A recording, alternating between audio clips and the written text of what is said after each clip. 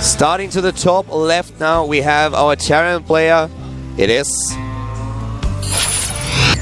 SK Telecom T1 Fantasy. Tied the series up, was able to get back into the best of 3, has a chance now to advance to Code S. It's either going to be him or his Zerg opponent. Starting to the bottom left, we have the player for Samsung Khan. It is, of course, Samsung Khan RorO. RorO, I feel so far showing a bit of weakness and taking some engagements he shouldn't take, and Fantasy showing the opposite strength, so that ends up at a clash where RorO does not take most of the battles, but his macro and his composition building are absolutely awesome. And his map awareness, where he can see so much, is just really his strongest point. To me personally, he knows just where to pounce. He's like a cat in the bushes waiting. Now, we will see Hatch first, of course, and it looks like Fantasy is gearing up to go for a 1 Barracks Expand. Gasless, of course. Any other build would be crazy, this matchup these days. This is not Heart of the Storm, not yet. Not yet. I'm pretty interesting what we're going to see here now. Fantasy. The thing is, if Fantasy is actually able to use the macro that he used in the second round of Code A, I feel he would have taken RorO apart in the last game. He won the game on Entombed Valley because he had the better engagements, but all the tools that he had, he used only half of the tools that he had available. If you remember the game that we've seen on Entombed Valley where Maru used those nukes for the first time and completely zoned out the Zerg player, if Fantasy does that and he has it ready, if he uses that as well, RorO had enough trouble as it is. He had really a lot of problems against Fantasy in the last game. So if Fantasy is able to use all of that, then he takes RorO apart on that map. Yeah. He won the game anyways, but it was just a much harder struggle for him than it could have been. So, I don't know. If Fantasy really is able on this third map to use the macro from the last round in Code A, I feel RorO has to step it up a lot to win this. Yeah, I would agree. You know, Fantasy, he needs to, if he uses all of his cards instead of just some of them, RorO, especially in the last game, when he was ahead and he had that big bank, and if he just rallied units across the map over and over again, RorO would have eventually died. He would have run out of fungals. He didn't have very many infestors. RorO gets a fast speed here to deal with potential Hellions. He's also just gone for only Overlord Scouts, so he sees, okay, 1 Rax expand timing, but I don't know what's inside the main, so he wants to make sure that there's no sort of Hellion pressure that's going to catch him off guard, because it's going to be impossible for him to know that there's a third command center in the main if that's going to be the case, and it is actually going to be Hellion, so the speed's going to help him out quite a bit. I don't think that we are going to see Roach aggression this time. The thing is that this map is really not the best opponent for Fantasy, so RorO has an advantage on Whirlwind, and if he's doing all these things that he could have done in game number 2, he's gonna win this. I feel that he has a really good shot. Coming into the series, I really thought that RorO was the one player that had a huge advantage in this series.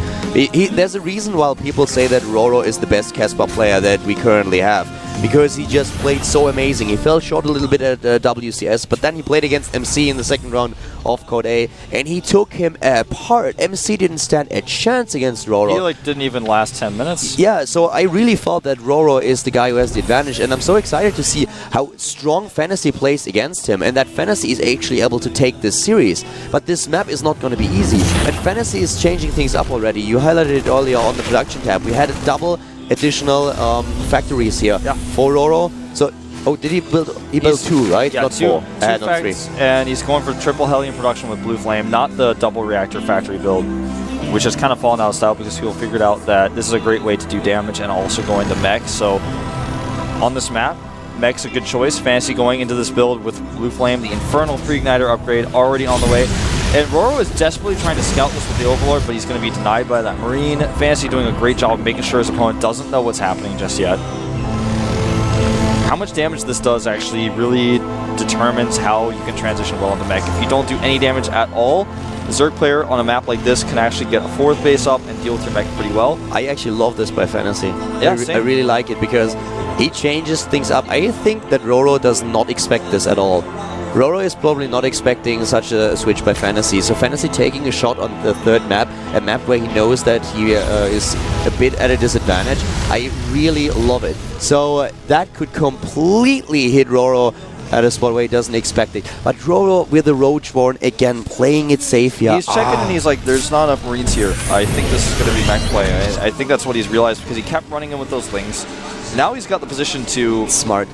To just make the Roach Warren, and he's so good at seeing what's going on in games. That's what his best strength is to me, and his map awareness, his game sense, and he just starts the Roaches already. I think he's totally prepared. He's got the block ready for the Hellions here.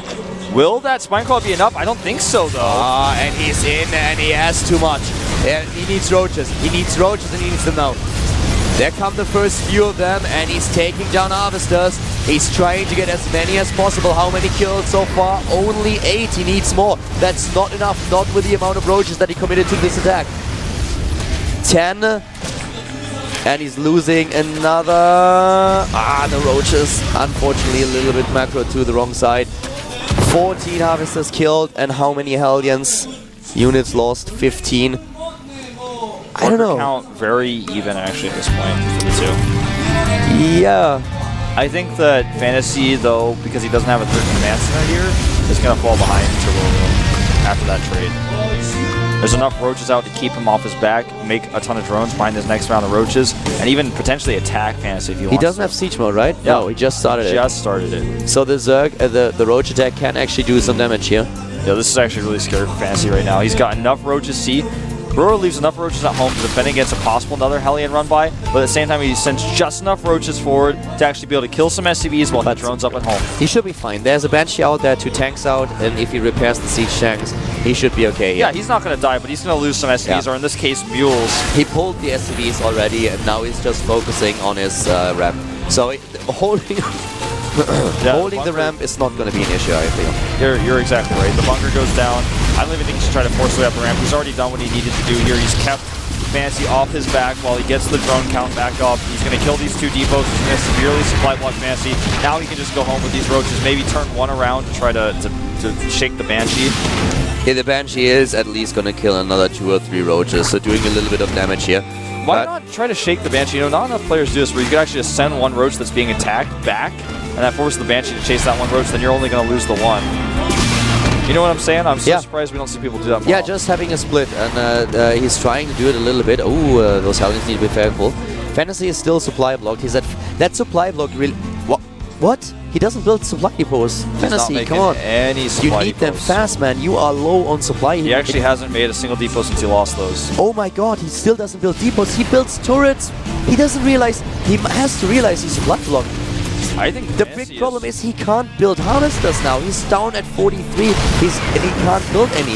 Yeah, he's still not making a single depot. I think he's actually just really nervous, man. I didn't think so at first. I thought maybe he was just more focused on now he's building 3 supply depots, but he lost like at least a minute there before he actually realized that he's supply blocked. Oh, he's going to lose that refinery as well. And guess what, man? When you have no refineries when you're going mech. That is awesome, though. In the main base, we have Blue Flame Hellions, and that makes up... Oh, wow. I can't believe he was able to do that. He's not done yet. No. He's going in again. Into the main base, takes down Harvesters. Oh, that was so lined up, but it's not going to work out. That was so close. But still, Fantasy is way behind in Workers, 59 to 45, despite killing in total 35. He missed... the problem was that he could not build any units, and that includes Harvesters, for like 3 minutes, where he was heavily supply blocked, had to rebuild the supply depots, didn't do it. He kind of makes that always... That's in the last game. He messes up with his macro heavily, has a problem like this, but then he makes up for it with a good attack, with suddenly a drop into the main base. If those things would work together for him a little bit better, then I feel a player like RorO would struggle so hard. But RorO, as you said, has this huge lead in this game now, with 40 supply and 3 bases that he can saturate. So this works really well for him. If you ask Fantasy right now if he wanted to take a 3rd base, he would say, of course. The problem is I'm 50 supply down and I don't have map control with mech, and I've been on 3 refineries now with supply blocks for a long time because I didn't make depots, so how can I move forward? he doesn't even know he's making 3 factories that he can't really support. He actually has 1,300 mils and 500 gas on 2 base, but he needs that third, and he just can't have it. RorO's not going to let him have it. He's got a burrowed roach there, and he needs to start spending these resources on mech units and getting them across the map so he can take that third, because you cannot mech and beat a Zerg player on 2 base, especially not on a map that's this big. Yeah, this map, I was just saying, yeah, this map is good for mech, but not when you don't have a third base. He still has a huge bank. He had 1,200 minerals, 1,400 actually, and now we have him with the gas. That's going to be the limiting factor here. That was the one thing that he had in the first 2 games. Plenty of them. But right now, I don't know. He's trying to close this gap in supply, and he's getting those upgrades. He's on the +2 attack right now. His army supply is currently at 50 against 85. We have him with an attempt to get this third base, and he's really trying to make it work this time. Yeah, he's got enough siege tanks, I feel, to where RorO is going to have to think long and hard before he goes for the attack. His armory's finished up, so he's going to be able to get double upgrades now. Yep. But RorO, you know, he could try to find an opening here, because you can't defend both with this many siege tanks. He can go for the natural, try to go for a run-by, or he can go for the third. I think going for the natural is the better choice in this case, given the siege tank split that we have. He's just too far spread. He doesn't have enough units. He's got a 4th base going up, RorO that is. RorO is so ahead in this game. 60 supply up, and he's got all the cards in his hands. RorO is on his way to the Great Aspire. He will start it in a second, and as soon as he has it, Fantasy has to switch into Viking, something that right now he can't afford. And he's supply blocked again, and heavily. He just built 5 supply depots to get out of the supply block. Yeah. Fantasy, now he has 170 supply. He's going to go for it. There's an opening in the depots. He sees it. He decides, no, too many Hellions, though. That was scary. He could have maybe gone through there, but if he had tried against that many Hellions, I think he would have regretted it. Fantasy is closing that supply gap now, hitting his depots a little bit better and getting those siege tanks out, but RorO with some smart decisions, getting a hidden ninja base at the right side of the map, not clustering them up. And he's halfway done with his Great Aspire. He's controlling the map with a lot of infestors. That's something that he didn't do in the last few games. We have 12 of them now. And that helps him a little bit to delay Fantasy, because the Terran player is trying to hit a bit of a timing here. And if he can hit before those Broodlords are out, that's going to help him so much. Yeah, he needs to do it, because he doesn't have the resource to switch to Vikings right now. Did he get additional star pods? I don't think so, right? I don't think so. No, I'm pretty sure. Now he's adding them now. Here we have them. Very late here. 2 of them. And walking onto this creep is the scariest thing that Fantasy can do right now with all of the games we've seen from RorO in the past, from WCS Korean on. He sets up excellent flanks. He's actually setting up the roach flank right now. He's got so many infestors he can start to fungal these units with. He could go in for a massive flank right now. He knows every movement his opponent makes because he's on creep. And we have a bit of a supply free out for RorO. He sends units to the top left here, and he's getting 8 Broodlords right now, and they should help him to stop this push, but at first he needs to fungal a few times, which is exactly what he does. There's at the top left, we have a roach counter-attack, and that's doing a lot. There's not a single siege tank here. He's got nothing at home, and RorO, he decides not to go for the flank. He goes for the counter-attack. He's going to kill all the SVs. The Broodlords are out. There's no anti-air whatsoever. There are 2 Vikings. There are 8 Broodlords, and Fantasy is collapsing like a collapsible debris. It looks like he has no chance in this game. He can't even mine from a 3rd base. He can't max out. He's moving back now with the tanks and sends a small force to the 4th at the same time. This is smart. I like that he send those tanks. I actually don't even know why he sieges up. He could have taken it down with the tanks in siege mode, without siege mode. Yeah, Be it as it is, doesn't really matter. The hatch should die here. Maybe he's able to get in. No, it's too late. So the hatch is going to die. That will help him, but we still have the ninja left. We still have the ninja hatch at the left side, at the right side, and now we have RorO moving forward. 3 Thors at the time. Yes, that will help a little bit, but there is just too much. If RorO hits this timing, Fantasy will lose his 3rd, and his main base is already depleted. Yep, and here we go. He's just going to grab onto these. Siege tanks are bungled. The Vikings are going to follow suit very soon. He doesn't have enough. Even the Corruptors alone can take them out. There's no Marines on the ground, of course, because it's a mech composition. The Thors are made, but they're taking too long to walk across. This base is as good as dead. Fantasy can't lift it because of the Corruptors. He can't leave it on the ground because of the Broodlords. It's a lose-lose situation. He sees the Thors, but there's too many Broodlords. He can actually just target these down. 90 supply against 200. The bank now for RorO, 1,700 minerals, 800 gas. He has everything that he wants, and Fantasy just without the answer. And without the 3rd base, not the option to get into, just get the army up. He doesn't have the income anymore. There's nothing to really sustain his army. Yep, he's going to kill a lot of drones here, but these Hellions, I mean, these Hellions obviously aren't useful in the army, so I like this choice. He also keeps RorO off his back for a little bit, but he doesn't know about the bases at the right side and at the bottom right, so he will never be able to send Hellions over there.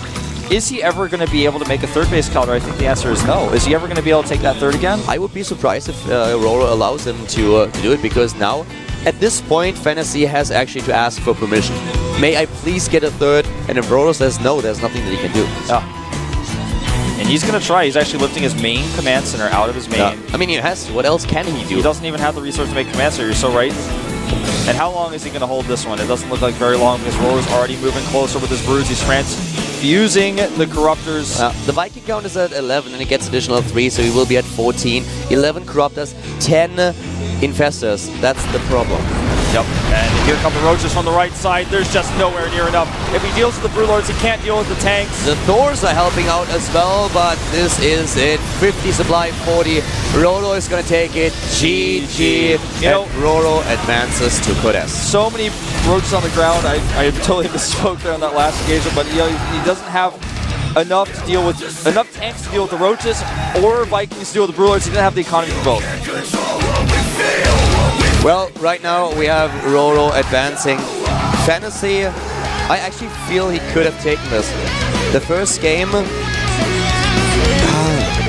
I don't know, I came into the series and I expected RorO to win this, because RorO showed great games in the recent past. Fantasy did too, but RorO seemed a little bit more experienced. Then we had Fantasy with a lot of micro problems today. Yeah, a lot of nerve issues, a lot of supply blocks, a lot of where he didn't build anything. Like several times he had supply and 2,000 minerals and gas and just didn't build anything. Yeah, he he hit really the production. struggled to keep up with the multitasking of RorO there. He could have won Entombed Valley much, much faster. He could have really, really crushed RorO, and that would have transitioned also. I mean, that always leaves an impact if you really are crushed by your opponent for the next map. And he could have won Antigua Shipyard. Yeah. He really could have won that map. He was in a good position. He had this one engagement that didn't go in his favor when I think he did not scan ahead, but whatever it was, RorO crushed the attack. But even after that, he had the chance of winning. So I feel like Fantasy just let a best-of-3 win slip through his fingers. Yeah, he certainly did, man. He looked really good, but some problems in his macro. His micro was awesome. The fights that he took in Entombed Valley was great. But just like these macro mistakes that he made, there was something, if he works at that, if he is actually able to work with these things and just shows them next week, for example, he's going to crush any opponent. It doesn't matter if his opponent is RorO, if it's Symbol, or if it's Lenok and Life. He would have crushed any Zerg if he fixed that. Yeah, fix some of his nerve issues maybe. But we are going into our final best-of-3. It's time for Genius up against Curious. This is going to be a pretty close match, maybe the closest one of the night. So stay tuned. We'll be back after a 5-minute break.